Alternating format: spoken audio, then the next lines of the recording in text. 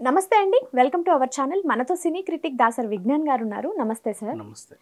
రామ్ గోపాల్ వర్మ గారిది 2018 కేస్ అది. Check bounce కేస్‌లో అంటే కోర్ట్‌కి హాజరు కాలేదని చెప్పేసి కోర్ట్ వారు ఈయనకి జైలు శిక్ష విధించారంట. అలాగే ఎంతో అమౌంట్ ఇన్ని లక్షల అమౌంట్ కూడా ఇవ్వాలి అని చెప్పేసి చెప్పారని చెప్పారు. అసలు ఏంటి సార్ ఈ కేస్ గురించి ఏంటి?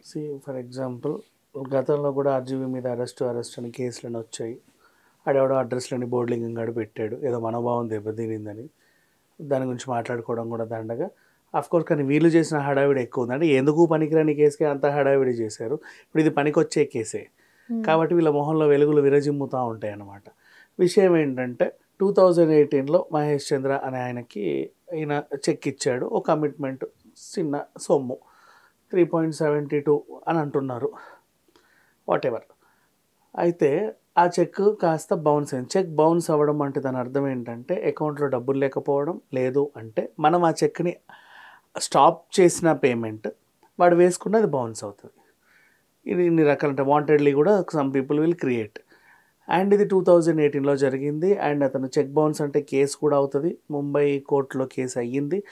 సమన్లు జారీ చేస్తారు, ఈయన వెళ్ళాలి. ఓకేనా? సో తను ఎందుకు వెళ్ళలేదు అంటే ఎవడో అడ్రస్ లేనోడు కావాలని కేసు పెడితే మనం దానికి అంత ఇంపార్టెన్స్ ఇవ్వడం ఎందుకు, అంత అవసరం ఏముందని వెళ్ళాల. కానీ కోర్టు దృష్టికి ఏదైనా వచ్చినప్పుడు ఖచ్చితంగా వెళ్ళాలి. ఆడు పెట్టినోడు అడ్రస్ లేనోడా, అడ్రస్ ఉన్నోడా, మనీషా గాడిదా మనకు అనవసరం. కానీ కోర్టునైతే గౌరవించాలి కదా. కానీ ఈయన వెళ్ళాల. లాయర్ల చేత ఏదో చెప్పించాడు. కొన్నాళ్ళు సాగింది సమన్స్ అని. సో మధ్యలో ఇష్యూ వారెంట్ ఇస్తారు, bailable warrant, non bailable warrant. అది కూడా 4-5 సార్లు చూస్తారు.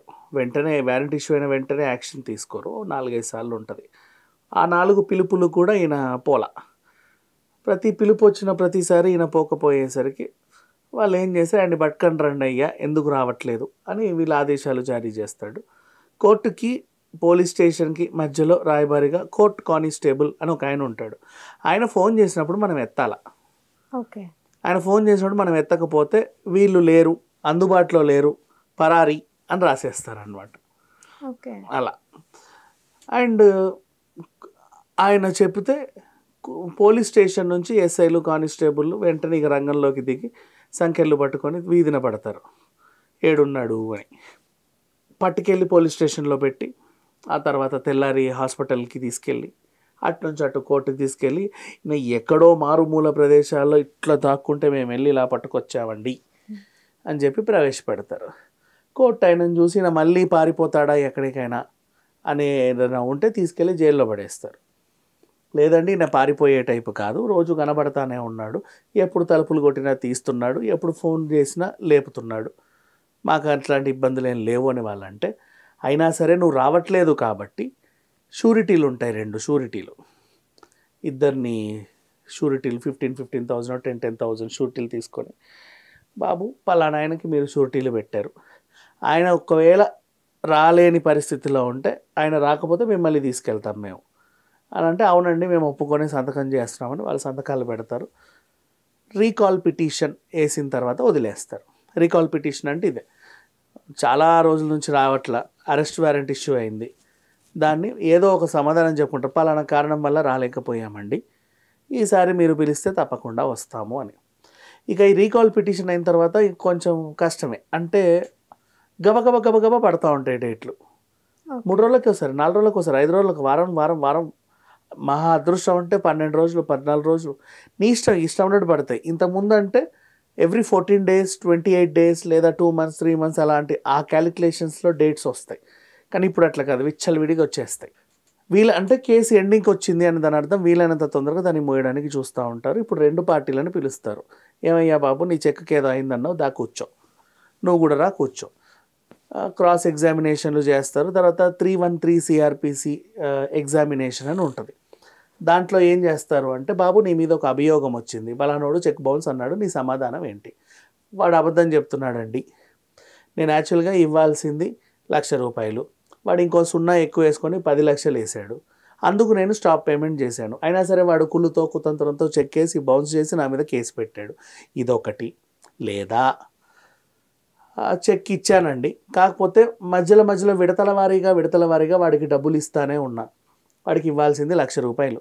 ఓసారి 50,000, ఓసారి 30,000, ఓసారి 10,000 అలా ఇచ్చుకుంటూ వెళ్తున్నానండి. అయినా సరే వాడు నా చెక్ నాకు ఇవ్వకుండా బౌన్స్ చేశాడు.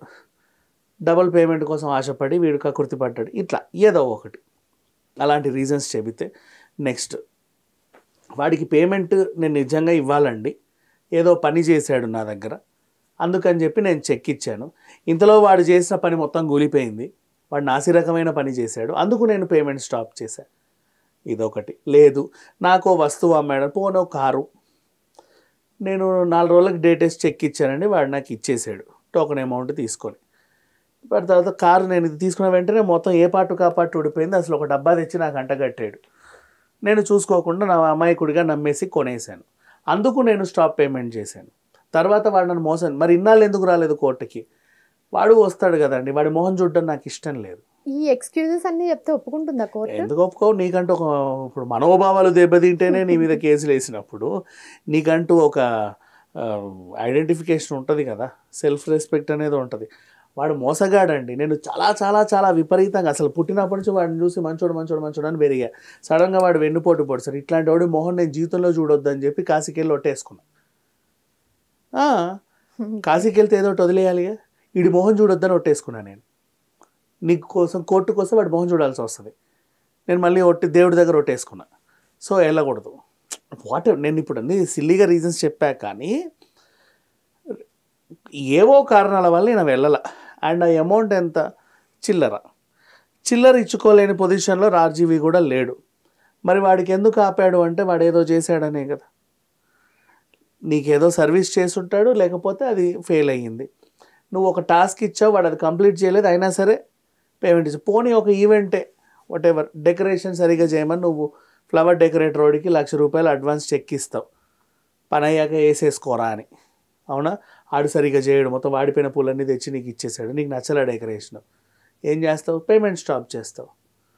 అయినా సరే వాడు ఏం చేస్తాడు? నేను పని చేశానని రుబాబుకి వెళ్ళి చెక్ వేసుకుంటాడు, బౌన్స్ చేస్తాడు, నీ మీద కేసు పెడతాడు. ఇలాంటి ధోరణులు ఉన్నప్పుడే 7-8 ఏళ్ళుగా కొనసాగుతూ ఉంది. ఎవరికైనా ఇష్టమా మనుషులు కేసులు వేసుకోవడం చెప్పు? కాబట్టి ఆయన దాన్ని ఎప్పుడో సద్దుమణిగించుకోవాలి. బట్ అవతలోడిదే తప్పు ఉంది కాబట్టి ఇన్ని రోజులు దాన్ని పట్టించుకోకుండా ఉన్నాడు. పట్టించుకునే స్థాయి కూడా వాడిది కాదు.